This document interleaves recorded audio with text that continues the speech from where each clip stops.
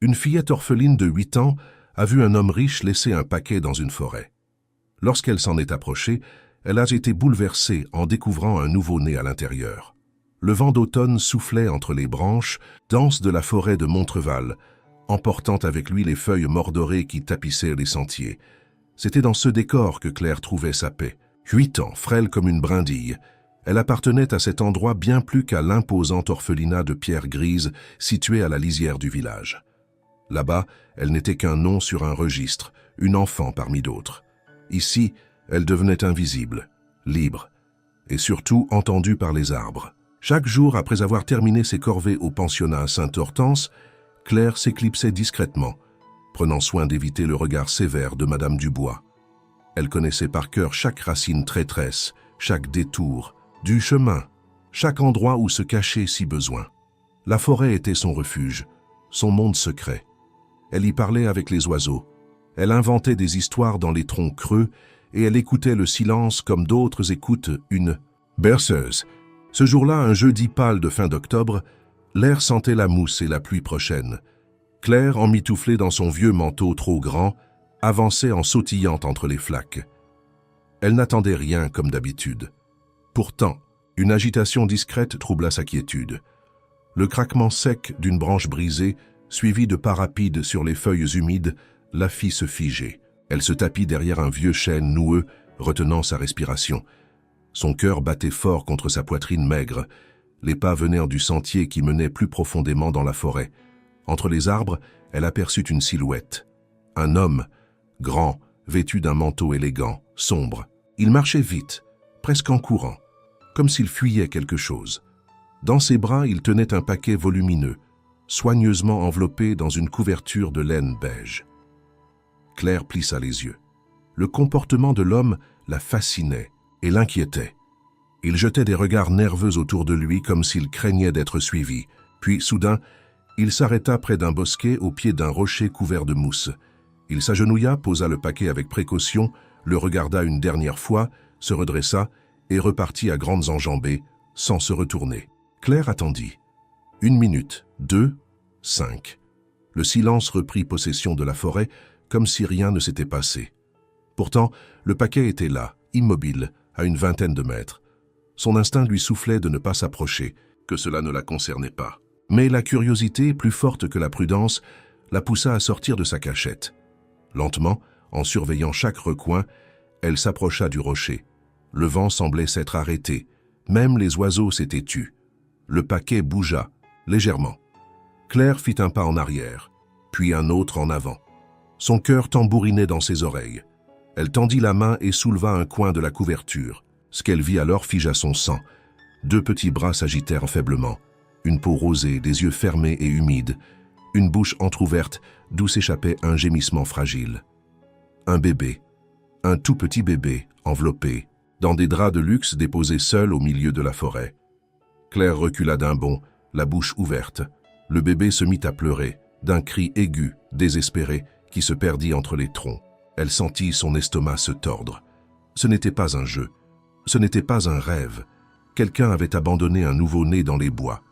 Elle regarda autour d'elle, espérant voir l'homme revenir, une explication, un signe que tout cela n'était qu'un malentendu. Mais il n'y avait que les arbres. Le bébé pleurait de plus en plus fort. Claire fit un pas, puis un autre. Elle s'agenouilla et le prit dans ses bras. Il était si léger. Son petit corps tremblait de froid. Elle sentit la chaleur de ses larmes envahir ses joues. Elle n'avait jamais tenu un bébé auparavant. Elle n'avait jamais été aussi effrayée. Et pourtant, une chose était sûre, elle ne pouvait pas le laisser là. Elle serra le bébé contre elle, essayant de le réchauffer, et regarda autour une dernière fois, le souffle court. L'instinct lui disait que ce moment allait tout changer, que rien ne serait plus jamais comme avant. Et elle avait raison. Claire restait agenouillée, le cœur battant, tenant le bébé contre sa poitrine comme si le moindre mouvement pouvait le briser. Ses bras tremblaient autant que le petit corps qu'elle tentait de réchauffer. Le tissu du manteau de laine, bien que luxueux, était mince, et l'enfant grelottait visiblement. Il avait cessé de pleurer, mais ses petites mains serraient convulsivement le vide, comme si elles cherchaient une présence, une chaleur, un repère. La forêt, d'un calme irréel, semblait suspendue autour d'eux. Claire leva les yeux, cherchant désespérément une silhouette, un bruit, une trace du mystérieux homme élégant. Mais rien ne venait. Il n'y avait que le bruissement des feuilles mortes sous le vent et le souffle irrégulier de l'enfant contre sa joue. Le bébé sentait bon, une odeur douce, presque sucrée, mêlée au parfum du tissu propre qui l'enveloppait. Claire n'arrivait pas à comprendre comment quelqu'un avait pu l'abandonner ainsi. Ce n'était pas un accident. L'homme avait regardé autour de lui. Il avait posé le paquet avec soin comme s'il savait qu'il ne reviendrait pas. Pourquoi ici? Pourquoi dans cette forêt? Un frisson parcourut la nuque de Claire. Elle n'avait que 8 ans, mais son esprit fonctionnait avec la rapidité et la lucidité de ceux qui ont trop tôt été privés d'enfance. Il fallait faire quelque chose, vite. Le bébé avait besoin de chaleur, de nourriture, d'un endroit sûr. Mais où? Retourner à l'orphelinat? Madame Dubois n'écouterait jamais une histoire pareille. Pire, elle penserait qu'elle ment pour attirer l'attention ou qu'elle a volé l'enfant. Et si elle appelait la police, qu'adviendrait-il du bébé? Claire serra l'enfant un peu plus fort, luttant contre les larmes. Elle se leva prudemment et regarda autour d'elle. Elle connaissait un endroit, son abri, une petite cabane qu'elle avait elle-même construite l'année précédente, avec des planches trouvées derrière l'orphelinat et des draps volés aux réserves. C'était là qu'elle allait quand elle voulait rêver. Là qu'elle avait inventé des mondes où elle était aimée, choisie, spéciale. Elle marcha rapidement, tenant le bébé contre elle. Le chemin était difficile, semé d'obstacles invisibles sous les feuilles. Elle trébucha 2 fois, manquant de tomber, mais ne lâcha pas sa précieuse charge. L'abri n'était qu'à quelques minutes, dissimulé derrière un vieux mur de pierre recouvert de lierre. Personne ne venait jamais ici. Même les autres enfants ignorèrent son existence. Arrivée à destination, elle repoussa une vieille couverture tendue comme une porte et entra dans le petit espace. L'intérieur était sombre mais sec. Un tapis râpé couvrait le sol, des coussins dépareillés formaient un lit sommaire et des lanternes en papier pendaient au plafond. Souvenir de l'été dernier. Elle déposa le bébé avec précaution sur les coussins et s'assit près de lui, épuisée. Elle l'observa longtemps. Ses traits étaient fins, presque délicats. Il avait un petit nez retroussé, des cils si clairs qu'on les voyait à peine. Il paraissait si fragile, si innocent. Elle n'avait jamais rien vu d'aussi petit. Elle pensa à donner un nom, mais se ravisa. Ce n'était pas son bébé. Elle n'avait pas ce droit. Et pourtant, dans ce moment suspendu, une étrange connexion se nouait entre eux, comme un fil invisible, tendu entre 2 solitudes. La lumière déclinait dehors. Claire savait qu'elle devait rentrer avant que l'on ne remarque son absence. Elle devait jouer la comédie, faire semblant que rien n'avait changé. Mais tout avait changé. Elle regarda une dernière fois le bébé qui dormait maintenant, puis se pencha et déposa un baiser timide sur son front. « Je reviendrai », murmura-t-elle. Elle sortit, rabattit la couverture sur l'entrée et courut vers l'orphelinat, le cœur plein d'angoisse. Elle avait vu quelque chose qu'elle n'aurait jamais dû voir. Et maintenant, elle portait un secret trop grand pour ses petites épaules. Mais dans ce secret, il y avait une vie qu'elle avait décidé de protéger coûte que coûte. La nuit tomba sur Montreval avec une rapidité étonnante, plongeant le paysage dans une obscurité bleutée. Au pensionnat Sainte-Hortense, les cloches sonnèrent le dîner, et Claire, à peine arrivée, se glissa discrètement dans le réfectoire en espérant que personne n'ait remarqué son absence. Son estomac criait famine, mais l'angoisse nouait ses entrailles. Elle mangea en silence, poussant ses haricots froids sur son assiette, le regard vide, les pensées ailleurs, dans la cabane, auprès du bébé endormi. Après le repas, elle évita les jeux habituels dans la cour. Chaque minute comptait. Elle devait retourner auprès de lui, mais elle ne pouvait pas partir maintenant sans éveiller les soupçons. Madame Dubois faisait déjà sa ronde du soir, vérifiant que les chambres étaient en ordre, que les lits étaient faits, que chaque enfant dormait à l'heure dite. Claire devait attendre, ruseur, mentir. Elle resta dans sa chambre, assise sur son lit, fixant la fenêtre. Dehors, la lune éclairait la cime des arbres. Elle pensait à la petite respiration du bébé, à la couverture de laine qui, elle le savait, ne suffirait pas à le garder au chaud toute la nuit. Et s'il tombait malade? Et s'il pleurait trop fort et qu'un promeneur le découvrait? Et s'il n'était plus vivant à son retour? Elle secoua la tête, chassant l'image. Non, elle ne le permettrait pas. Elle se leva discrètement, glissa une couverture dans son sac, un morceau de pain volé au dîner, une petite bouteille d'eau. Puis elle attendit, encore, jusqu'au silence complet du dortoir. Lorsque le couloir fut vide, elle se faufila, comme une ombre piétenue sur le parquet. Elle connaissait les marches qui craquaient, les portes qui grinçaient, les fenêtres faciles à ouvrir. À 8 ans, elle avait déjà appris l'art de disparaître. Une fois dehors, elle courut, les bras serrés autour du sac. Le froid mordait ses joues, mais elle ne ralentit pas. La forêt l'accueillit comme une vieille amie. En quelques minutes, elle atteignit la cabane. Elle entr'ouvrit la couverture avec précaution. Le bébé était réveillé. Il ne pleurait pas, mais ses petits yeux clairs cherchaient quelque chose. Quelqu'un. Lorsqu'il vit Claire, un gazouillis à peine audible s'échappa de sa bouche. Elle sentit un poids tomber de ses épaules. Il allait bien. Pour l'instant. Elle s'assit et le prit dans ses bras. Il était toujours froid. Elle l'enveloppa, dans la couverture supplémentaire, coinça le pain et l'eau dans un coin sec, puis resta là à le bercer, le regard fixé sur la pénombre. Elle devait réfléchir. Ce qu'elle faisait était dangereux, interdit. Et pourtant, chaque fibre de son être lui criait que c'était juste, que c'était sa mission. Elle se demanda s'il avait faim. Elle ne savait rien des bébés. Combien de fois par jour mangeait-il? Comment les nourrissait-on? Et s'il tombait malade? Elle n'avait pas les réponses, mais elle savait une chose. Si elle le rapportait à l'orphelinat, il lui serait immédiatement enlevé.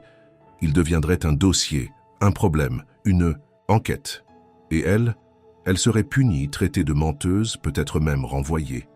Personne ne la croirait. Alors, elle resta là, avec lui, dans ce petit monde qu'elle avait bâti de briques et de brocs. Elle lui parla à voix basse, lui raconta ses journées, ses rêves, ses peurs. Elle lui donna un prénom juste pour elle, pas un vrai, un secret. Elle l'appela Petit Ciel, parce que ses yeux, quand ils s'ouvraient, avaient la couleur changeante du matin. Les heures passèrent. À l'aube, elle dut repartir, laissant le bébé endormi. Elle le recouvrit soigneusement, vérifia qu'aucune bête ne pouvait entrer, puis referma l'entrée. Son cœur se serra. Chaque séparation devenait plus difficile. En revenant au pensionnat, elle sentit pour la première fois le poids du secret l'écraser. Ce n'était plus un jeu ni une aventure. C'était un dilemme. Devait-elle demander de l'aide? À qui? Pouvait-elle continuer ainsi, à 8 ans, à jouer le rôle d'une mère de l'ombre? Et si un jour elle échouait? Mais en même temps, quelque chose avait changé en elle. Une force nouvelle née du regard de cet enfant.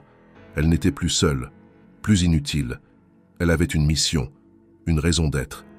Et rien, désormais, ne pourrait l'en détourner. Les jours suivants furent un ballet de mensonges silencieux, de disparitions millimétrées et de gestes dérobés.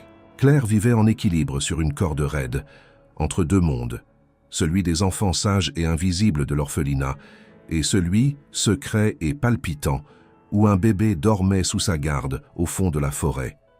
Chaque minute libre était consacrée à lui. Chaque instant passé loin de lui devenait une angoisse. Elle volait en silence. Une cuillère par-ci, un petit pot de confiture entamé, un morceau de pain oublié sur une table. Elle avait trouvé un biberon en plastique oublié dans un vieux carton du grenier. Elle le nettoyait avec soin, le remplissait d'eau tiède sucrée. Elle ne savait pas si c'était bon pour un nourrisson, mais il buvait, et elle n'avait rien d'autre à lui offrir. Elle cousait des petits vêtements à partir de ses vieux habits déchirés, maladroitement, avec du fil récupéré dans l'atelier de couture du pensionnat. Chaque soir, elle se glissait hors de son lit avec la précision d'un chat, franchissait les couloirs silencieux et filait retrouver Petit Ciel. Il grandissait déjà, ou peut-être était-ce son imagination. Ses pleurs devenaient plus forts, ses gestes plus énergiques. Claire sentait une responsabilité nouvelle peser sur elle. Ce n'était plus seulement un secret. C'était une vie, et elle était la seule à la défendre. Un soir, alors qu'elle changeait le bébé avec des linges propres dérobés dans la buanderie, elle remarqua quelque chose. Une petite étiquette en satin glissée entre les plis du plaid luxueux qu'il avait enveloppé le premier jour. Elle la prit délicatement, l'examina. Une couture avait dû céder. Sur le tissu ivoire, brodé avec un fil doré, se lisait un nom. Maison Lefebvre. Claire sentit une vague glacée lui remonter la colonne. Ce nom ne lui était pas inconnu. C'était celui d'une des familles les plus riches de la région. Elle l'avait vu dans le journal que le père Julien laissait traîner parfois au réfectoire. La maison Lefebvre gérait des domaines viticoles, possédait des propriétés en ville, participait aux grandes œuvres de bienfaisance. Comment ce nom pouvait-il être cousu sur la couverture d'un bébé abandonné? Une possibilité effrayante s'imposa à elle. Et si l'homme qu'elle avait vu dans la forêt n'était pas un inconnu? Et s'il était un Lefebvre, le père, le frère, quelqu'un de cette lignée riche et influente venu se débarrasser en secret d'un enfant illégitime ou encombrant? Elle avait lu des histoires comme ça, des bébés cachés, des scandales étouffés. Mais jamais elle n'aurait cru en voir un de ses propres yeux. Son esprit s'emballa. Et si on découvrait qu'elle avait ce bébé et qu'il appartenait à une famille puissante, il dirait qu'elle l'avait volé, il l'accuserait, peut-être même qu'il l'enverrait dans un autre foyer, un centre pour enfants délinquants. Et le bébé? Le reprendrait-il? Le ferait-il disparaître pour de bon? Claire sentit la peur la paralyser. Elle se rendit compte qu'elle ne pouvait plus continuer seule. Mais elle ne pouvait pas non plus faire confiance à n'importe qui. Elle regarda le bébé, qui mâchonnait paisiblement le bord d'un vieux mouchoir. Il lui sourit, un vrai sourire cette fois, et son cœur se serra. Elle comprit alors qu'elle ne pouvait plus reculer. Elle devait agir, mais pour le protéger, pas pour se protéger elle-même. Elle devait penser comme une adulte, réfléchir comme ceux qui ont tout à perdre. Ce bébé n'était peut-être pas n'importe qui, et cette vérité et cette étiquette oubliée changeaient tout. De retour à l'orphelinat, cette nuit-là, elle eut du mal à dormir. Les questions se bousculaient dans sa tête. Devait-elle aller à la police, trouver un adulte de confiance, tenter de contacter cette mystérieuse famille, et si elle faisait le mauvais choix? Mais au fond d'elle, une idée naissait. Une idée folle. Et pourtant peut-être la seule qu'elle pouvait encore envisager. Le lendemain, Claire se leva avec une sensation nouvelle au creux du ventre. Pas la peur habituelle, ni même la fatigue de ses escapades nocturnes. Non, c'était une forme de détermination glacée, une tension électrique sous sa peau. La découverte de l'étiquette avait modifié le paysage de son monde. Elle ne protégeait plus seulement un bébé perdu, elle tenait entre ses mains un fragment d'un secret plus grand qu'elle, un éclat de vérité appartenant à une famille que tous connaissaient, mais que personne n'osait questionner. Au réfectoire, elle observa les adultes avec un œil nouveau. Chaque surveillant, chaque éducateur semblait soudain suspect. À qui pouvait-elle parler? Qui pourrait l'écouter sans trahir son secret? Elle pensa un instant au père Julien, mais il était trop lié aux sœurs, trop prompt à suivre les règles. Non, elle devait garder le silence encore un peu. Dans la cour, pendant la récréation, Claire s'isola près du vieux puits, un endroit que les autres enfants évitaient. Là, elle sortit l'étiquette de sa poche et l'examina de nouveau. Le tissu était raffiné, le fil doré encore brillant malgré la boue et l'humidité. Ce n'était pas une couverture quelconque, c'était un objet de valeur, sûrement, confectionné sur mesure, Maison Lefebvre. Elle murmura le nom comme une énigme. Elle ne savait pas exactement ce qu'était cette maison. Une entreprise? Une demeure? Un symbole? Elle ne connaissait que les rumeurs, les bribes de conversation volées dans les marchés ou entre les adultes. On parlait des Lefebvre comme on parle des ombres, avec prudence, admiration mêlée de crainte. On disait que leur richesse était ancienne, qu'ils avaient des liens partout, qu'on ne se mêlait pas de leurs affaires. Le souvenir du visage de l'homme dans la forêt revenait par flash, sa démarche rapide, ses gestes nerveux, le regard inquiet avant de disparaître. Il n'était pas venu par hasard.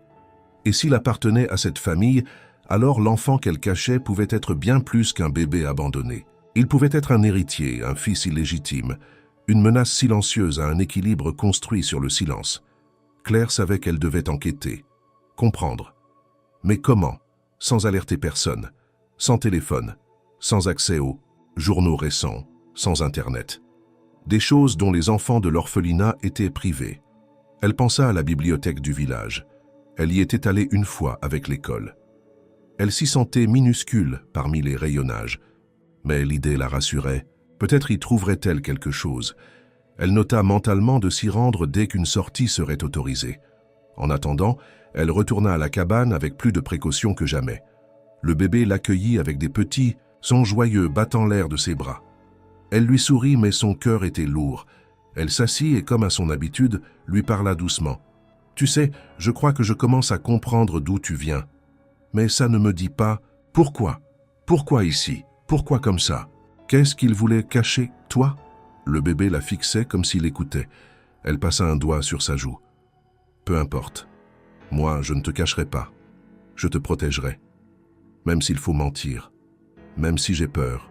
Elle sortit alors une feuille froissée et un vieux crayon à papier. Une idée qu'elle mûrissait depuis la veille reprenait forme. Écrire une lettre. Une vraie. Pas à la police, ni aux sœurs, ni même à un juge. Non. À un journal. Une lettre anonyme, écrite avec ses mots à elle, mais sans jamais révéler qu'elle avait le bébé. Juste raconter ce qu'elle avait vu. Un homme riche, un bébé abandonné, une couverture précieuse. Pas plus. Elle savait qu'il y avait un petit journal local, la Gazette de Montreval. C'était modeste, mais les gens le lisaient. Si la lettre était publiée, peut-être que la vérité émergerait. Peut-être que quelqu'un reconnaîtrait le bébé. Et alors, elle pourrait agir. En secret, en sécurité. Elle rédigea la lettre à la lueur d'une bougie. Chaque mot pesé, chaque phrase relue. Elle ne mentionna jamais son nom ni l'emplacement de la cabane. Elle décrivit seulement ce qu'elle avait vu, insista sur le luxe de la couverture, sur la précipitation de l'homme. Elle termina par une simple phrase « Quelqu'un a voulu faire disparaître cet enfant. Il mérite qu'on le retrouve. » Le lendemain, elle profita d'une sortie au marché avec un groupe de l'orphelinat. Elle glissa la lettre dans une boîte postale rouge, sans trembler, le cœur battant. C'était fait. Maintenant, elle devait attendre et prier pour que personne ne remonte jusqu'à elle. Le ciel de Montreval s'était assombri depuis quelques jours, laissant peser une grisaille permanente sur le paysage. Les branches nues des arbres griffaient le ciel bas et l'humidité glaçait les pierres du vieux pensionnat Sainte-Hortense. Pour Claire, chaque journée devenait une épreuve. Non seulement elle veillait sur un bébé en secret, mais désormais elle portait le poids d'un message lancé dans le monde. Un appel anonyme, et pourtant brûlant de vérité. Elle s'efforçait de garder ses gestes naturels, son comportement discret. Mais au fond d'elle, la peur grandissait. Et elle n'était pas la seule à remarquer le changement. Madame Dubois, la directrice de l'orphelinat, avait toujours été une femme rigide, droite comme un piquet, le regard tranchant comme une lame de rasoir. Elle voyait tout, entendait tout. Et depuis quelque temps, son regard perçant se posait de plus en plus souvent sur Claire. Un après-midi, alors que les enfants jouaient dans la cour, Madame Dubois fit signe à Claire de s'approcher. La fillette obéit, les jambes raides, la gorge sèche.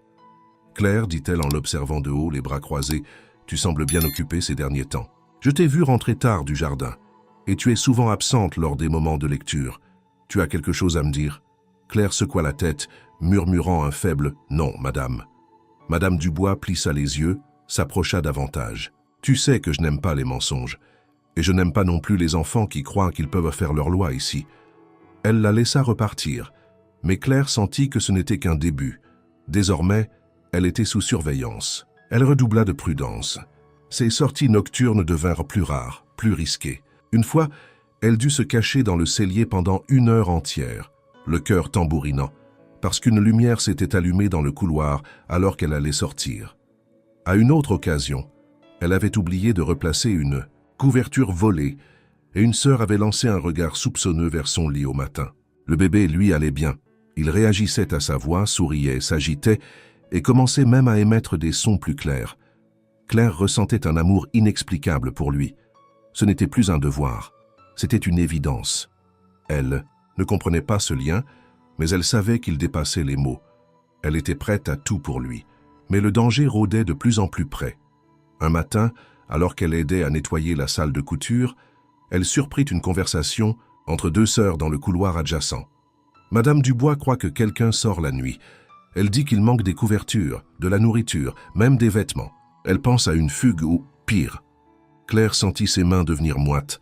Elle détourna le regard, le cœur battant. Elle devait agir vite. Si elle était découverte, le bébé serait pris. Elle n'aurait même pas le droit de lui dire adieu. Ce soir-là, elle ne dormit pas. Elle resta assise sur son lit, fixant le plafond, écoutant le souffle régulier des autres enfants. Puis elle se leva, doucement, se glissa jusqu'à la fenêtre et observa la lune. Il fallait trouver une solution. Et alors elle eut une idée. Une dernière tentative pour gagner un peu de temps. Elle écrirait une fausse lettre, Une lettre d'aveu imaginaire.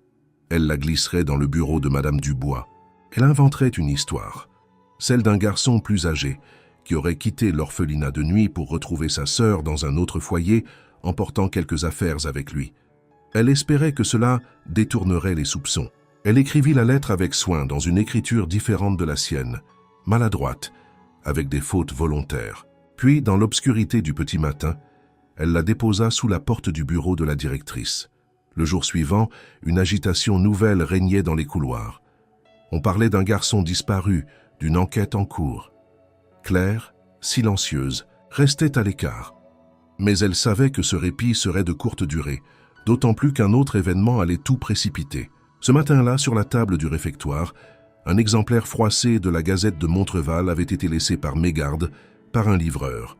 Claire y jeta un coup d'œil distrait, puis son regard se figea. En bas de la une, un article en petite colonne signé Courrier des lecteurs portait un titre familier. Un bébé abandonné dans la forêt. Une lettre anonyme soulève des questions. Elle sentit son sang se glacer. La lettre avait été publiée. L'article était là, imprimé noir sur blanc, criant une vérité que personne n'avait osé nommer. Une lettre anonyme, signée d'une simple initiale, C, évoquait un homme riche aperçu abandonnant un bébé dans la forêt. Le style était simple, presque enfantin, mais le contenu glaçait le sang. Aucun nom, aucun lieu précis, mais assez d'éléments pour éveiller la curiosité. Le journal, prudent, avait ajouté un encadré. « Si vous avez des informations à ce sujet, veuillez contacter la rédaction. » Claire, les mains tremblantes, relut l'article plusieurs fois en cachette. Elle avait espéré que sa lettre passerait inaperçue, ou au mieux ferait naître quelques chuchotements. Elle n'avait pas anticipé cette visibilité. Et maintenant le feu était allumé. Elle avait lancé une bombe silencieuse dans le cœur du village, et ce feu pouvait à tout moment la brûler elle aussi. Dès l'après-midi, les rumeurs couraient dans les couloirs du pensionnat. Une surveillante parlait d'un bébé retrouvé dans une autre ville. Un jardinier disait avoir entendu qu'un homme avait été vu près de la forêt de Montreval la semaine précédente. La tension flottait dans l'air comme une brume épaisse. Claire restait en retrait, le cœur serré. Son plan avait fonctionné. Trop bien. Ce soir-là, elle courut plus vite que jamais jusqu'à la cabane. Le bébé, réveillé, gazouillait doucement en l'apercevant. Elle le prit contre elle et murmura « Ils savent, ils vont chercher. Mais ils ne te trouveront pas. Je ne laisserai personne te prendre. » Le bébé jouait avec un pan de ses cheveux, inconscient du tumulte qu'il provoquait. Assise dans la cabane, Claire réfléchissait. Il lui fallait un nouveau plan, quelque chose de plus structuré. Elle ne pouvait pas continuer à voler, à improviser. Elle avait 8 ans, mais elle n'était pas stupide. Le monde autour d'elle bougeait. Les adultes devenaient méfiants. Les autorités allaient finir par s'en mêler. Il fallait une alliée, quelqu'un d'assez gentil pour comprendre, assez discret pour ne pas trahir, et surtout assez compétent pour aider un bébé, malade si cela arrivait. Et alors elle pensa à la petite clinique au bord du village. Elle l'avait vue lors d'une sortie, un bâtiment blanc presque caché derrière une rangée de platanes. Elle se souvenait d'un nom sur la plaque. Élodie Marais, infirmière, pédiatrique. Ce nom lui était resté sans qu'elle sache pourquoi. Maintenant elle comprenait. Peut-être que c'était un signe, une chance. Le plan prit forme en elle comme une évidence. Elle irait voir cette infirmière. Pas avec le bébé. C'était trop risqué. Mais seule. Elle lui parlerait. Elle raconterait ce qu'elle pouvait sans tout révéler. Si Élodie réagissait, mal elle s'enfuirait. Si elle réagissait bien, alors peut-être qu'elle pourrait sauver l'enfant ensemble. Le lendemain, elle attendit que le groupe parte pour le marché. Elle feignit une douleur au ventre, obtint la permission de rester au pensionnat, puis s'éclipsa par l'arrière. Elle marcha longtemps, les jambes lourdes, les pensées confuses. Arrivée devant la clinique, elle hésita. Et si on la chassait? Et si on appelait Madame Dubois? Elle avait peur, mais une voix en elle, plus forte que toutes les autres, lui disait d'avancer. Elle poussa la porte. L'intérieur était calme, propre, baigné d'une lumière douce. Une odeur d'alcool et de savon flottait dans l'air. Une femme aux cheveux châtains, attachés en chignon, était derrière un comptoir. Elle leva les yeux et sourit doucement. « Bonjour, tu es perdue ?» Claire secoua la tête. Sa gorge était sèche. « Je cherche Élodie, c'est important. » La femme sembla surprise, mais elle hocha la tête. c'est moi. Que puis-je faire pour toi, ma grande ?»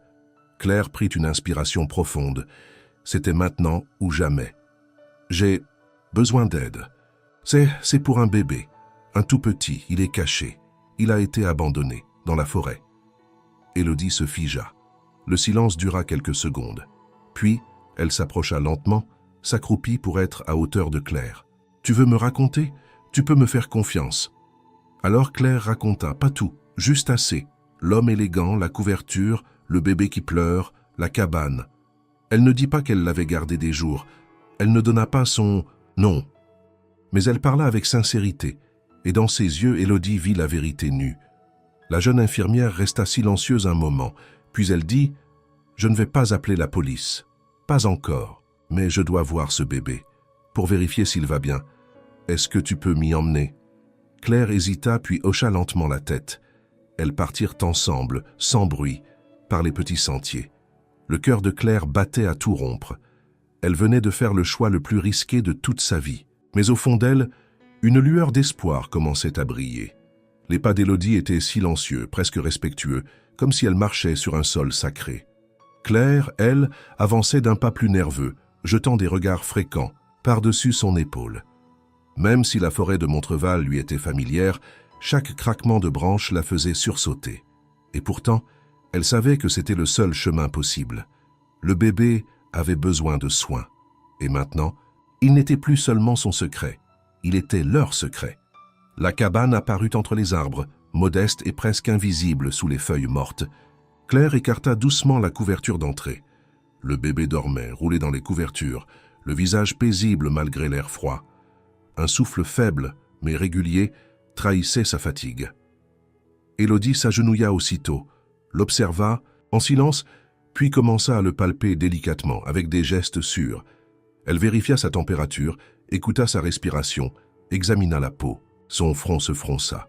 Il est faible, pas en danger immédiat, mais il ne peut pas rester ici. Il a besoin de chaleur constante, d'alimentation correcte et de soins réguliers. Claire sentit son cœur se serrer. « Tu veux le prendre ?» Élodie releva les yeux vers elle, douce mais ferme. « Je ne vais rien faire sans toi, tu es celle qui l'a sauvé. Mais si on ne l'aide pas maintenant, il tombera malade. Et là, ce sera bien plus grave. » Claire hocha lentement la tête. Elle comprenait. Elle n'avait pas le choix. Elles partirent ensemble, le bébé emmitouflé dans les bras d'Élodie par un autre chemin plus discret. À la clinique, Élodie fit entrer Claire par l'arrière, à l'abri des regards. Une petite salle vide fut aménagée à la hâte, un berceau ancien, une lampe chauffante, des draps propres. Claire s'assit dans un coin regardant la transformation avec une admiration muette. « Il s'appelle comment ?» demanda Élodie en nettoyant un petit biberon.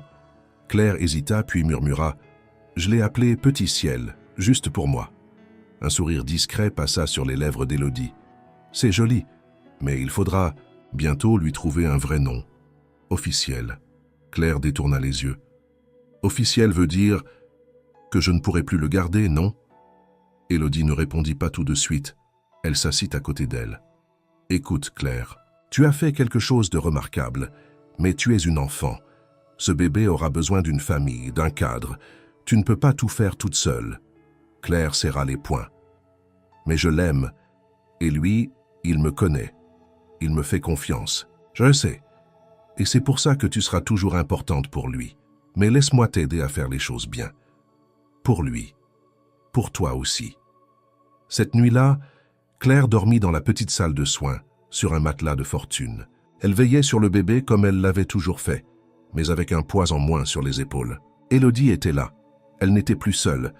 Le lendemain, la clinique semblait figée dans un calme anormal, mais à l'extérieur, la ville était en ébullition. L'article avait fait son effet. Après la première publication, la Gazette de Montreval avait reçu plusieurs lettres anonymes, des appels, des témoignages contradictoires. Certains prétendaient avoir vu une voiture de luxe dans les bois. D'autres juraient avoir entendu des pleurs. Une rumeur enfla. Le bébé appartiendrait à une famille influente et son abandon serait lié à un scandale qu'on cherchait à étouffer. La police locale se montra discrète mais active. Des inspecteurs visitèrent les familles aisées, posèrent des questions aux cliniques, aux assistantes sociales. Une enquête officieuse s'amorçait. Et Claire, bien que protégée, dans la clinique, sentait que le filet se resserrait. Élodie tenta de calmer ses angoisses. « Tant que personne ne sait que c'est toi, tu es en sécurité. Et moi, je suis infirmière. J'ai le droit de recueillir un enfant en détresse. Si quelqu'un pose des questions, je dirai qu'on l'a trouvé ce matin sur le pas de la porte. Ce genre de choses arrive. Ils ne remonteront pas jusqu'à toi. » Claire voulait croire en ses paroles, mais une autre peur s'était installée en elle. Et si les Lefebvre, si c'était bien d'eux qu'il s'agissait, découvraient l'existence du bébé, que ferait-il?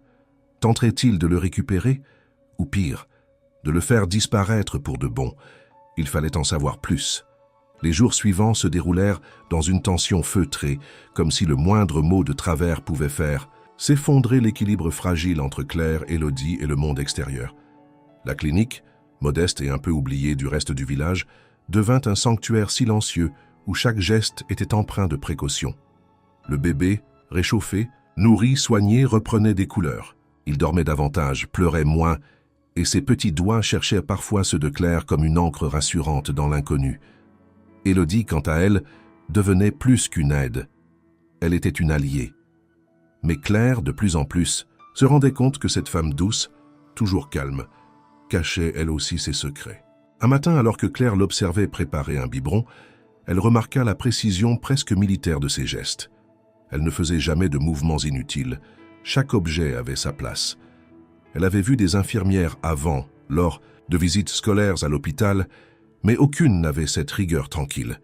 Élodie avait quelque chose de plus ou de moins, comme si elle venait d'un autre monde, ou qu'elle y avait été renvoyée.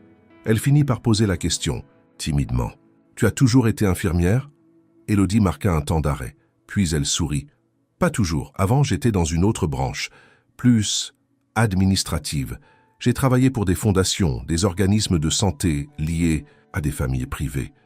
Des gens riches, très riches. Et puis un jour, j'ai eu assez. Alors j'ai tout quitté. J'ai appris la pédiatrie et j'ai ouvert ce petit centre ici, loin du bruit. » Claire sentit un frisson. « Tu connais des gens comme les Lefebvre ?» Élodie leva les yeux, surprise. Elle déposa le biberon, s'approcha de Claire. « Pourquoi tu dis ça ?» Claire sortit lentement la fameuse étiquette de sa poche. Elle la tendit à Élodie, les lèvres tremblantes. C'était cousu sur sa couverture, le jour où je l'ai trouvé. J'ai vu l'homme qui l'a laissé. Il portait un manteau, noir élégant. Il avait l'air riche, très riche. Élodie prit l'étiquette entre ses doigts, la tourna, l'observa. Son visage se figea légèrement, mais elle resta silencieuse quelques secondes. « Maison Lefebvre » murmura-t-elle. « C'est une marque exclusive, mais aussi une signature familiale. Ils ne vendent pas, ils produisent pour eux-mêmes. Si cette couverture vient d'eux, c'est que le bébé aussi. » Claire sentit son cœur se contracter. « Tu crois que c'était son père ? Possible. Ou un oncle. Quelqu'un de très proche. Tu es sûr qu'il n'y avait personne d'autre ?» Claire hocha la tête. Élodie se leva brusquement, se dirigea vers un vieux classeur et en sortit un dossier. Elle feuilleta plusieurs pages, puis en sortit une photographie. C'était un article découpé et jauni qui datait d'1 an à peine. Le titre « Gabriel Lefebvre, le scandale d'un héritier ».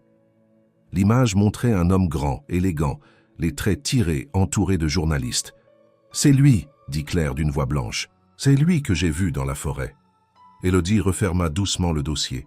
Gabriel Lefebvre, le fils aîné de la famille. Il a été impliqué dans une affaire de détournement de fonds dans une fondation caritative. Il a tout perdu, sauf son nom. Et peut-être cet enfant. Claire avait du mal à respirer. Tout devenait réel, trop réel. Ce n'était plus un secret d'enfant. C'était une affaire de famille, de pouvoir, de silence étouffé. Elle s'approcha du berceau. Le bébé dormait paisiblement, sans savoir que son nom, son sang, son existence même, était une menace pour des gens puissants. « Tu crois qu'il va le chercher ?» demanda-t-elle, la gorge serrée. « S'il pense que l'enfant est vivant, oui, mais il ne saura pas que c'est ici, pas encore, pas tant que nous restons prudentes. » Élodie réfléchit, puis dit « Il faut que... Je vérifie quelque chose. Je vais me rendre à la mairie demain. Voir s'il y a eu une naissance déclarée récemment sous ce nom. Ou un décès peut-être. Les gens comme Gabriel peuvent me faire effacer des traces. Mais il reste toujours quelque chose. » Claire hocha la tête. Une partie d'elle voulait savoir. L'autre redoutait ce que ses recherches allaient révéler. Ce soir-là, Elle resta plus longtemps que d'habitude auprès du bébé. Elle lui raconta des histoires inventées, parla des étoiles, du vent dans les arbres, du silence de la nuit. Elle lui chanta même une berceuse qu'elle avait inventée quand elle se sentait seule. Il s'endormit contre elle, et dans ce moment suspendu, elle oublia que le monde extérieur cherchait à les séparer. Mais les murs de la clinique, aussi solides soient-ils, ne pourraient pas les protéger indéfiniment. Le lendemain matin, la lumière grise s'infiltrait paresseusement à travers les rideaux de la petite salle où Claire dormait désormais. Le bébé s'était réveillé tôt, affamé et agité. Mais après avoir été nourri, il s'était de nouveau endormi, blotti contre une couverture chaude. Claire restait près de lui, veillant comme une sentinelle silencieuse. Élodie, fidèle à sa parole, était partie dès l'aube. Elle avait pris soin de ne pas attirer l'attention, empruntant les ruelles secondaires jusqu'à la mairie du village. Là, dans une pièce à l'atmosphère feutrée, elle avait feuilleté les registres d'état civil, usant d'un ancien contact pour accéder à des documents qui n'étaient pas censés quitter les tiroirs. Elle chercha d'abord une naissance au nom de Gabriel Lefebvre dans les derniers mois. Rien. Puis elle élargit sa recherche. Enfant reconnu, déclaré sous d'autres noms. Toujours rien de concluant. Mais dans une section dédiée aux adoptions privées, celles rarement annoncées, souvent étouffées derrière des procédures spéciales, un détail attira son attention. Une note marginale, datée de 8 ans en arrière, mentionnait une naissance sans mère déclarée, rattachée temporairement à un foyer discret de la région lyonnaise. L'enfant, une fille, avait été enregistré sous le prénom Claire. Pas de nom de famille connu. Le père, biologique non identifié, mais une autre mention presque effacée se détachait en bas de page. Gabriel L. Le cœur d'Élodie manqua un battement. Elle relut 3 fois la ligne. Ce n'était pas une coïncidence, c'était une signature, une trace mal effacée. Claire. Elle retourna à la clinique avec la tête pleine de doutes et de certitudes douloureuses. Claire l'attendait, assise, dans le coin de la salle, les yeux cernés mais éveillés. « Tu as trouvé quelque chose ?» demanda-t-elle dès qu'Élodie passa la porte. L'infirmière s'assit doucement à ses côtés, tenant le dossier dans ses mains. « J'ai trouvé plus que ce que je cherchais. » Elle posa les papiers entre elles, ouvrit à la page marquée. Claire lut sans comprendre au début. Puis, peu à peu, les mots se frayèrent un chemin dans son esprit. Claire, née sans mère déclarée, père biologique non identifié, Gabriel L. « C'est moi ?» demanda-t-elle dans un souffle. Élodie hocha la tête. « C'est toi. Tu es sa fille. Claire, ce bébé n'est pas juste un enfant abandonné par un inconnu. C'est ton frère. » Le monde sembla vaciller autour d'elle. Elle sentit un vide s'ouvrir sous ses pieds, une chute sans fin. Tous les souvenirs de solitude, les années d'orphelinat, les visages flous de nourrices temporaires, tout prenait un sens nouveau, une trahison profonde, silencieuse, enracinée dès sa naissance. « Il m'a laissé aussi ?» murmura-t-elle. « Il t'a fait adopter à ta naissance, probablement pour les mêmes raisons qui l'ont poussé à abandonner cet enfant. Pression familiale, réputation, scandale, ce sont des gens pour qui l'apparence compte plus que le sang. » Claire resta muette un long moment. Puis elle se leva, marcha lentement vers le berceau. Le bébé remuait doucement dans son sommeil. Elle le regarda comme si elle le voyait pour la première fois. « Alors, c'est pour ça que j'ai senti ça, ce lien, comme si je le connaissais déjà, comme si je devais le protéger. » Élodie s'approcha, posa une main sur son épaule. « Peut-être que ton cœur savait déjà ce que ton esprit ignorait. » Claire hocha la tête.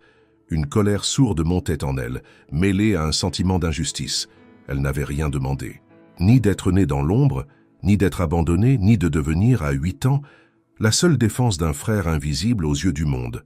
Mais elle savait une chose, elle ne laisserait plus Gabriel Lefebvre effacer une autre vie. « Que va-t-il se passer maintenant ?» demanda-t-elle. Élodie inspira lentement. « Il va finir par apprendre que le bébé est en vie. L'article, les rumeurs, tout cela se propage. Et lorsqu'il viendra, il faudra être prête. Savoir ce que nous voulons, ce que toi tu veux. » Claire fixa le berceau. « Je veux qu'il paie, pas avec de l'argent, avec la vérité. Je veux qu'il sache que je me souviens, que je suis là, et que je ne le laisserai plus faire de mal. » Élodie acquiesça. « Alors, on attendra. Ensemble. » La pluie tombait en silence sur les vitres de la clinique. une bruine fine, constante, comme un murmure du ciel qui refusait de se taire. Dans la petite chambre où le bébé dormait, Claire restait immobile, assise sur la chaise près du berceau. Son regard était fixé sur l'enfant, mais son esprit était ailleurs, perdu entre souvenirs flous et révélations récentes.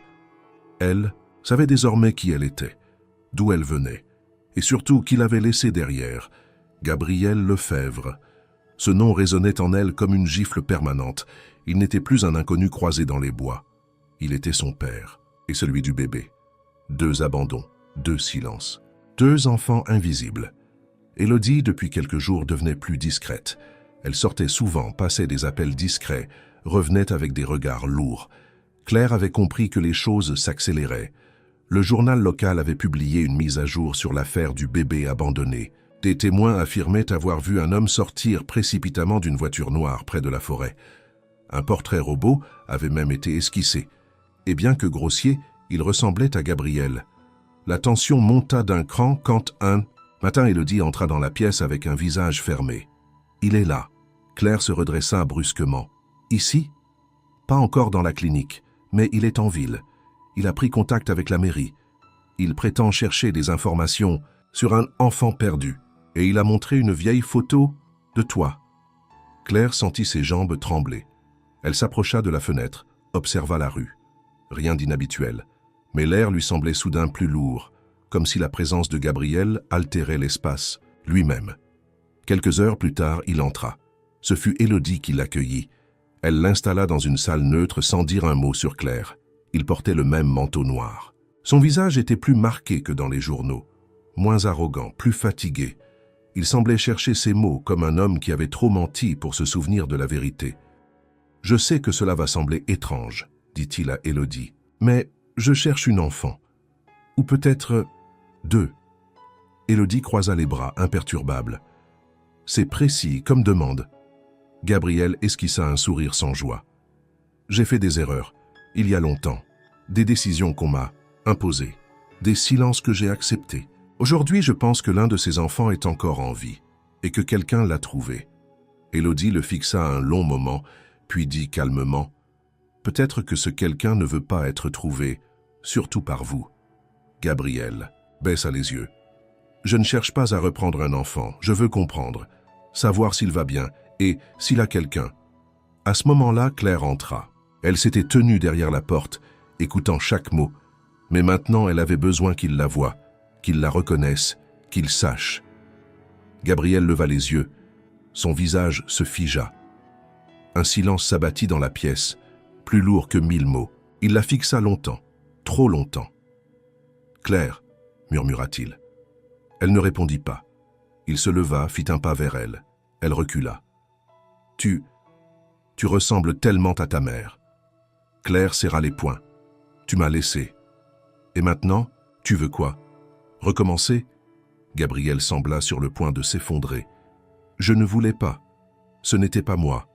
C'était ma famille, les avocats, les conventions. J'étais jeune, lâche peut-être. Mais je n'ai jamais oublié. » Claire secoua la tête. « Tu n'as jamais cherché non plus. » Il baissa les yeux, vaincu. « Je sais, et je ne mérite rien. Mais je veux réparer ce que je peux. Cet enfant, ton frère, il mérite mieux. Toi aussi. » Un silence tendu suivit. Claire le fixait, cherchant dans ses traits une vérité, une trace d'humanité. Puis elle regarda Élodie. Et si c'était vrai? Et s'il voulait vraiment changer? Élodie répondit calmement. Alors, il devra le prouver. Pas avec des mots, avec des actes. Gabriel s'avança lentement, puis à voix basse. « Je veux vous proposer quelque chose. Un foyer. Pour vous 2. Une maison, mon nom. Officiellement, légalement. Mais seulement si vous acceptez. Si tu veux bien. » Claire sentit une vague de vertige la traverser. Une maison, un nom, une identité. Des choses qu'elle n'avait jamais osé espérer. Mais elle ne répondit pas encore. Elle regarda son frère, endormi dans la pièce voisine, et elle sut que la décision n'était pas seulement la sienne, c'était la leur. Le lendemain, un silence étrange régnait sur la clinique, même les bruits familiers, les pas feutrés d'Élodie, les gazouillis du bébé, le froissement des draps, semblaient avoir été suspendus, comme si le monde retenait son souffle en attendant une réponse. Claire, recroquevillée sur une chaise dans le couloir, sentait l'écho des paroles de Gabriel tourner en boucle dans sa tête. Une maison, une vie, un nom. Elle avait attendu tout cela pendant des années, dans les nuits froides du dortoir, dans les repas silencieux du réfectoire, dans les rêves éveillés où elle imaginait une main qui viendrait la chercher.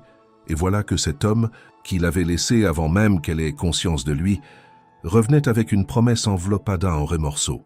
Élodie l'observait à distance, respectant son besoin d'isolement mais prête à intervenir. Elle aussi avait compris que quelque chose s'était brisé ou peut-être reconstruit dans cette rencontre inattendue. En fin d'après-midi, Claire entra dans la salle où Gabriel attendait. Il s'était assis dans le coin, le dos droit, les yeux fatigués mais attentifs. Lorsqu'il la vit, il se leva lentement. « Tu es venu. » Claire hocha la tête, mais ne dit rien. Elle s'assit en face de lui, les mains croisées sur les genoux. « Tu veux encore me parler ?» demanda-t-elle. Gabriel inspira profondément. « Oui, il y a quelque chose que tu dois savoir, et tu mérites de l'entendre de ma bouche. » Claire fronça les sourcils. « Quoi encore? Que tu avais une autre fille quelque part? Que tu as oublié mon existence ?» Il secoua la tête douloureusement. « Non, je n'ai jamais eu d'autres enfants. Seulement toi et lui. » Il marqua une pause puis continua. « Ta mère s'appelait Marianne. Elle était assistante dans une galerie d'art à Paris. Je l'ai rencontrée lors d'un vernissage. Elle n'était pas du même monde que moi, et c'est pour ça que je l'ai aimée. Elle était brillante, libre. Elle croyait qu'on pouvait vivre sans se soucier des règles des puissants. » Claire écoutait, raide, les traits figés. Quand elle est tombée enceinte, elle a voulu garder l'enfant. Moi, j'ai paniqué. Ma famille l'a su. Ils ont menacé de me couper, d'étouffer le scandale. J'ai accepté un arrangement. Un silence. Une séparation. Il baissa les yeux. Elle a accouché seule. Et peu après, elle est morte. Une infection. J'ai appris sa mort par une lettre. Elle ne m'avait rien demandé. Juste laissé ton prénom. Claire sentit une brûlure dans sa gorge. Elle s'efforça de ne pas pleurer. « Et tu ne m'as pas cherché ?»« J'ai eu ton nom, mais la procédure d'adoption avait été faite dans l'urgence, à travers un réseau privé. Discret. Ils ont tout effacé. J'ai engagé un détective. Il n'a rien trouvé. Et j'ai lâché prise. J'ai essayé de continuer ma vie. J'ai fait des choix. Mauvais. Lâches. » Il releva la tête, les yeux brillants. « Quand j'ai su que mon ex-compagne actuelle était enceinte, j'ai pensé pouvoir réparer, faire les choses autrement. Mais l'histoire s'est répétée. Sa famille m'a rejeté. Elle a disparu. Et un jour, j'ai reçu un appel. Un bébé, le mien, déposé sous silence, sans explication. J'ai paniqué encore. » Claire se leva d'un bond, la gorge nouée. « Alors tu l'as abandonné, comme moi. » Il acquiesça, vaincu. « Oui.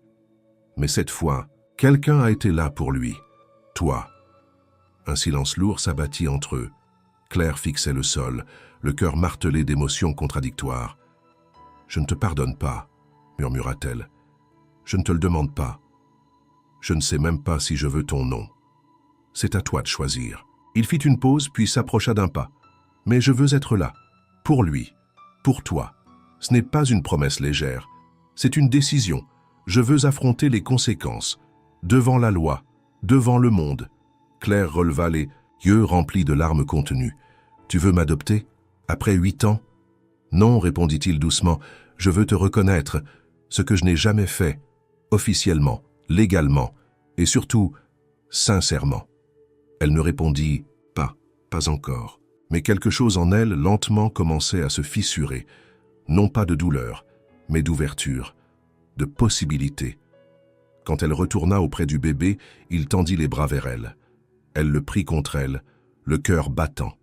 Et pour la première fois, elle pensa, peut-être que cette histoire n'est pas seulement faite de pertes, mais aussi de recommencement. Le ciel s'était enfin dégagé au-dessus de Montreval. Après des semaines de grisaille et de pluie, une lumière douce baignait la forêt, filtrée par les branches nues des arbres. L'air portait une odeur de terre humide et de promesses, comme si la nature elle-même s'apprêtait à renaître. Dans la petite salle de la clinique, Claire préparait un sac. Pas un baluchon volé, ni un sac secret rempli de couvertures volées dans la buanderie, mais un véritable sac de départ, un sac choisi, rempli avec soin, pour elle, pour lui, pour un départ différent. Gabriel avait tenu parole. Après sa confession, il n'avait pas disparu. Il était resté chaque jour dans la clinique, dans les couloirs, à quelques pas, jamais pressant, toujours présent. Il avait commencé à prendre soin du bébé, maladroitement d'abord, puis avec une tendresse étonnante. Il avait appris à le nourrir, à le changer, à le bercer sans crainte. Il lui avait même murmuré un prénom, Louis. Claire l'avait observé, méfiante, puis troublée, puis peu à peu touchée. Élodie avait organisé les démarches administratives, avec patience, rigueur et cette douceur discrète qui l'avait caractérisée depuis le début. Elle avait accompagné chaque étape. La reconnaissance officielle de Claire comme fille biologique de Gabriel, l'enregistrement de Louis comme son fils, la levée de tout secret. Les papiers étaient désormais signés. Claire ne retournait pas à l'orphelinat. Elle quittait Montreval avec une identité restaurée, un prénom reconnu, une famille naissante. Ce matin-là, elle entra dans la chambre où Louis dormait encore. Elle s'assit à ses côtés, caressa doucement ses cheveux clairs. Il ouvrit les yeux, la fixa, puis lui sourit. « On y va, mon frère, » dit-elle à voix basse. « Cette fois, c'est pour de vrai. » Gabriel l'attendait, près de la voiture. Une berline noire, modeste mais confortable. Il ne portait pas de manteau luxueux ni de costume, juste une veste simple, un pull gris. Il s'était délesté de son armure sociale et dans son regard, il n'y avait plus d'arrogance. Seulement l'attente, la peur aussi, de ne pas être à la hauteur. Claire s'approcha, Louis dans les bras. Elle le tendit à Gabriel, qui le reçut sans un mot. Puis elle le fixa, droite. « Tu fais une seule erreur et je pars. » Gabriel hocha la tête. « C'est juste. Je ne veux pas de luxe, pas de presse, pas de dîner avec des gens qui parlent trop fort. Je veux qu'on soit tranquille. Juste nous. Promis. Et tu dis la vérité à tout le monde. Pas de secret. Je te le jure. » Ils échangèrent un regard, comme un pacte ancien scellé à nouveau. Puis Claire monta dans la voiture. Élodie les rejoignit un instant, posa une main sur la portière. « Tu sais que tu peux toujours revenir. Cet endroit t'appartiendra toujours un peu. » Claire lui sourit.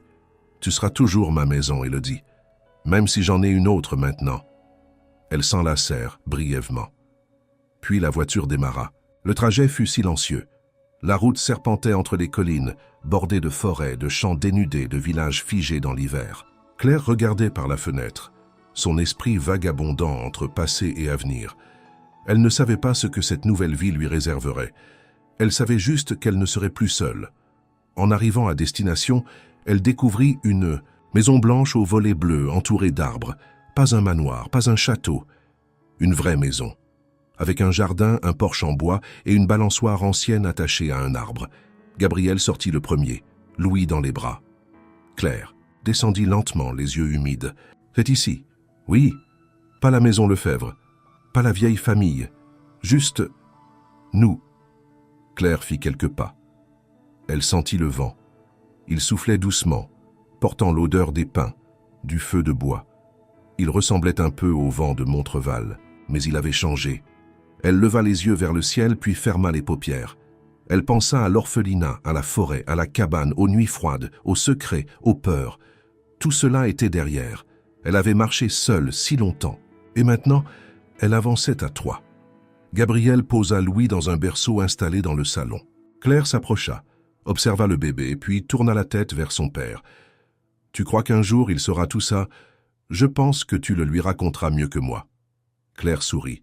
« Peut-être que j'en ferai une histoire. » Le vent souffla de nouveau. Il traversa la maison, fit chanter doucement les volets. Mais cette fois, il ne portait plus le froid de la solitude. Il portait la promesse d'un nouveau départ.